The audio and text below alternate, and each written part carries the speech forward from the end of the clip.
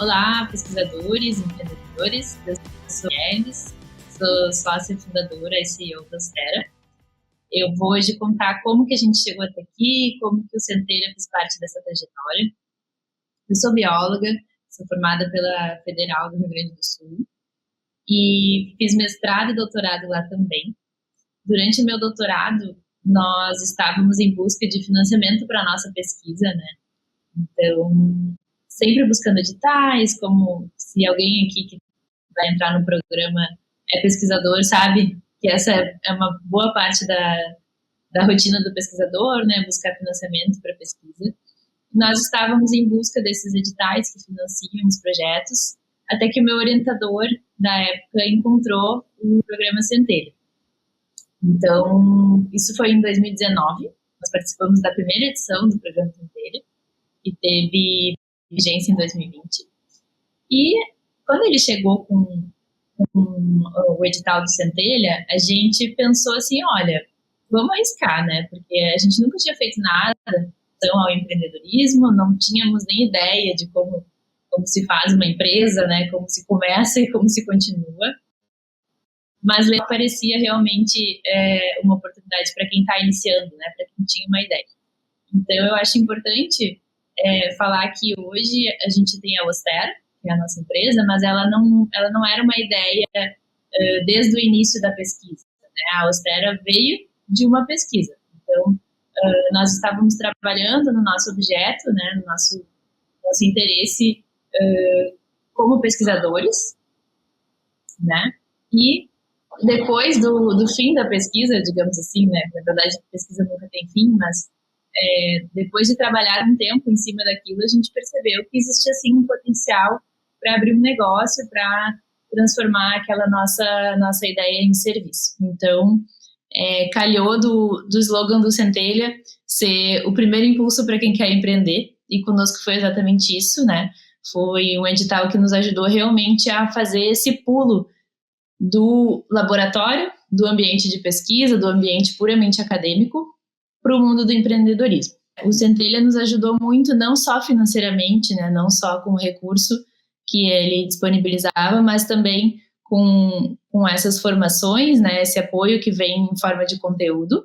Ali nós aprendemos o básico, né, o inicial de como abrir uma empresa. A gente não sabia nem como fazia para abrir um CNPJ, muito menos como gerir uma empresa. E assim a gente começou. Então, a empresa surgiu por uma forcinha do Centelha mesmo, porque no momento que veio a aprovação do edital, nós tínhamos um prazo, que agora não vou me lembrar, imagino que fossem uns 60 dias para ter o CNPJ, que a gente ainda não tinha.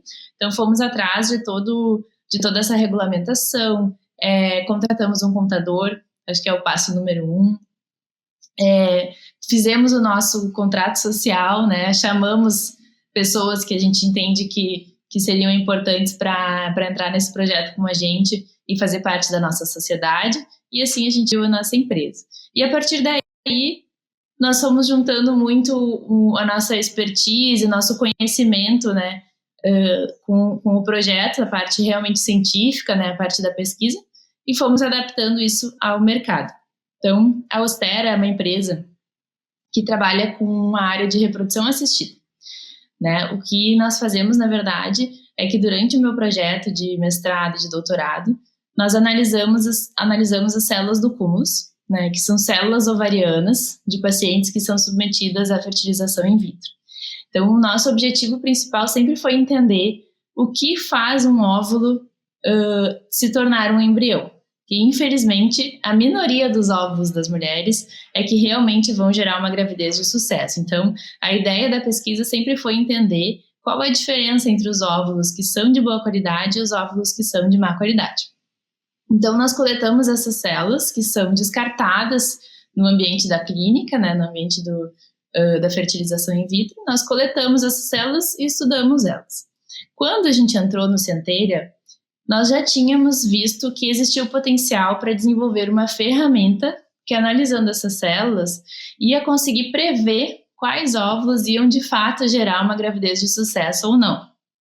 Nessa época, a ferramenta ela já estava ali, né? Ela já tinha potencial de existir, porém ela tinha um valor muito alto, um valor que nunca seria factível de ser pago por uma paciente, né? Então, a tecnologia ainda era muito primitiva nesse sentido. E outra questão também era como que isso ia ser feito, né? Então, o processo desse teste também muito trabalhoso, muito complicado, algo que não seria de fato ainda comercial, né? Então, de novo, calha a ideia do Centelha, né, de ser o primeiro impulso. Acho que isso é importante porque não é um edital que serve só para quem já tem uma ideia, que está pronta para entrar no mercado, que já tem um produto fechadinho, um produto que é viável economicamente, né? Nós não tínhamos nada disso, nós tínhamos uma ideia mesmo de algo que um dia poderia dar certo no mercado, a gente não sabia como que ia fazer isso acontecer, mas o recurso do Centelha vem para te ajudar a entender que caminhos tu pode seguir para que isso aconteça, né? Me lembro das nossas mentorias, dos mentores dizendo que a gente não precisava de fato entregar o produto ao fim do projeto. A gente precisava era tentar e mostrar nesse caminho o que a gente tinha feito para tentar. Então, com essa ideia a gente começou. E no fim do programa Centelha, a gente conseguiu mostrar que sim, que esse teste ele era possível e que ele tinha uma acurácia, né? Então, ele realmente funcionava. Então, posso dizer que ao final do Centelha ele ainda não era viável comercialmente, né? Não teria como ser algo, um custo ok ainda para o mercado, mas isso era só o primeiro passo, né? Depois do Centelha, nos abriram muitas portas para novos editais de inovação, né? Para novos editais de empreendedorismo, que aí sim foram fomentando esse ajuste, né? Tanto da técnica, quanto dos objetivos, quanto do público-alvo, que também é uma coisa importante, né? Muitas vezes a gente chega com uma ideia de um negócio, de um serviço, tendo certeza que as pessoas que vão comprar aquilo são de um perfil X. E aí, à medida que o negócio vai desenvolvendo, que a gente vai trabalhando em cima, a gente percebe que o nosso público não é aquele que a gente imaginava, né? E eu acho que isso também é uma lição muito importante, né, para quem está empreendendo, que é ficar sempre atento ao que o mercado está te dizendo, né? Às vezes não é o que a gente pensa, né? Às vezes exatamente aquilo que a gente esperava, mas outro grupo de pessoas vão achar utilidade naquela nossa ideia, naquela nossa invenção. Então, esse edital foi realmente a primeira porta assim, que se abriu para a gente entrar nesse mundo. E aí, bom, naquele momento nós não podíamos mais ser só pesquisadores, a gente tinha que ser também empreendedor. E aí, junto com o Centelha, para complementar, nós fomos participando de maratonas de empreendedorismo que eram oferecidas pela nossa universidade, programas de aceleração, lugares onde a gente conseguiu mentores, né, e outras pessoas que tinham conhecimento nessa área para nos ajudar. Importante dizer que, no nosso caso, o recurso veio... A gente abriu o CNPJ em janeiro e o recurso eu acho que entrou em março. E isso era março de 2020, quando o mundo parou, né? Então, acho que lá pelo dia 15 ou 16 de março, pelo menos aqui em Porto Alegre, foi quando portas se fecharam. E foi uma loucura, né, por causa da pandemia. Então, as clínicas de reprodução fecharam, que era onde a gente conseguia nossas amostras, né, das pacientes. A universidade fechou, então o nosso trabalho, que de certa forma era muito manual por precisar dos laboratórios, estava inviabilizado. Então, no primeiro momento do Centelha, a gente realmente sentou na frente do computador, chamadas de vídeo intermináveis, tudo que desse para fazer online a gente fez. Então, realmente mergulhamos nessa... entender o que era um modelo de negócio, né? O que é, como se faz. Aprendemos muitas coisas, né? Acho que, falando dos jargões do empreendedorismo, um deles que é importante é esse do pivotar, né? Se chama pivotar quando a gente muda a rota. Então, se tu tá pensando que o público é o X, o produto vai ser o Y e o mercado é o Z, às vezes a gente tem que tirar o foco, né? Tem que tomar cuidado e não ficar muito obcecado com aquela ideia, para tirar o foco daquilo e perceber para onde que as coisas estão indo, né? Um dos segredos do sucesso, eu acho, é justamente entender que às vezes pode mudar tanto o teu produto quanto a tua comunicação, como que tu vai falar, qual o valor que aquele produto tem de fato, né? Porque às vezes pode não ser o que a gente estava imaginando no início. E também, muito em relação a isso, eu gosto bastante de um outro jargão que diz assim, uma frase, eu não sei de quem é, não conheço a autoria da frase, mas ela sempre nos ajuda no caminho da Austera, que é: se apaixone pelo problema que você está querendo resolver e não pela sua solução, né? Porque isso, às vezes, vai no mesmo caminho de entender quem é o público-alvo, que às vezes a gente acha que as pessoas querem a solução que a gente está vendendo, né? Mas o problema que elas têm pode ser sanado de outra maneira. E é importante a gente não se apaixonar pela nossa solução, e sim se apaixonar por entender como que a gente pode ajudar aquela pessoa, né, aquele público. Porque isso te faz ter esse jogo de cintura, né, e às vezes perceber que aquilo que tu está querendo vender não é muito viável, né? Então, sempre vai ter alguma outra coisa, algum outro caminho que a gente pode criar algo que seja realmente útil para as pessoas, né? Tentar tirar o foco do que eu acho que é importante e sempre ouvir quem está ali disposto a ser nosso cliente, né? Acho isso bem, bem importante. Então, com relação ao Centelha, né, nos trouxe também o conhecimento de gestão de projetos na prática, né, que eu acho que tem muito a ver com ser um gestor de uma empresa. A gente gerir um projeto já te dá uma boa ideia, né, do que é gerir uma empresa.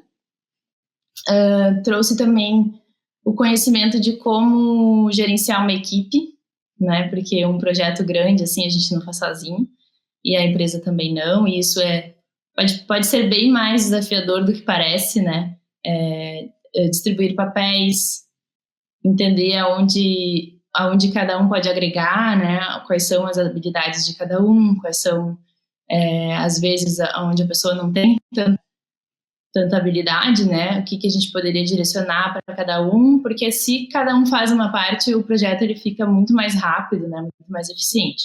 Então, foi algo que o Centelha ajudou bastante. E é isso, né, o recurso, na época nós ganhamos, se eu não me engano, R$ 62.333, e era bastante dinheiro, né, mas depois disso vieram projetos ainda maiores. Então, foi fundamental ter feito esse primeiro passo para que a gente conseguisse cumprir os outros projetos que vieram depois, né? Então, isso ajudou muito também. E em termos de currículo também, né? Quando a gente submete um outro projeto maior, conta muito a gente já ter ganho projetos menores. Então, isso foi bem importante. Trouxe também a comunicação entre instituição de ensino e pesquisa e empresa, né? Nós estávamos nos colocando como empresa. Essa parceria ela é muito interessante, né? Porque a universidade tem equipamentos, tem o ambiente, tem os laboratórios, tem o corpo docente, várias coisas que podem nos ajudar, né? Nesses processos. Então, estar nesse novo relacionamento com a universidade foi super importante. Hoje, né, a Austera, depois de lá em 2020 ser contemplada com o programa Centelha, por se tratar também de uma empresa de biotecnologia, a gente percebeu que demorou muito mais do que o que a equipe de 2020 pensava para o produto estar redondinho, para o produto estar realmente pronto para ir para o mercado, né? E até hoje que o produto já existe, o serviço já existe, a gente sempre tem o que melhorar, a gente sempre tem o que evoluir. Então, até o momento, a Austera já arrecadou mais de 4 milhões em editais de fundo perdido, né? Começamos com os 60 mil do Centelha, hoje já são mais de 4 milhões, e várias novas ideias de produto, né, de serviço. Então, isso também é interessante, que mesmo a gente ainda está buscando editais, né, para impulsionar o nosso negócio, mesmo assim é interessante ver o quanto isso se enraizou assim, para vários lados diferentes.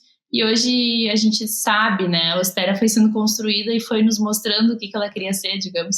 E hoje a gente sabe qual é o nosso posicionamento e como a gente pode ajudar cada vez mais os pacientes e outras mulheres também que não são pacientes. Então, trajetória de pesquisadores e empreendedores ao mesmo tempo.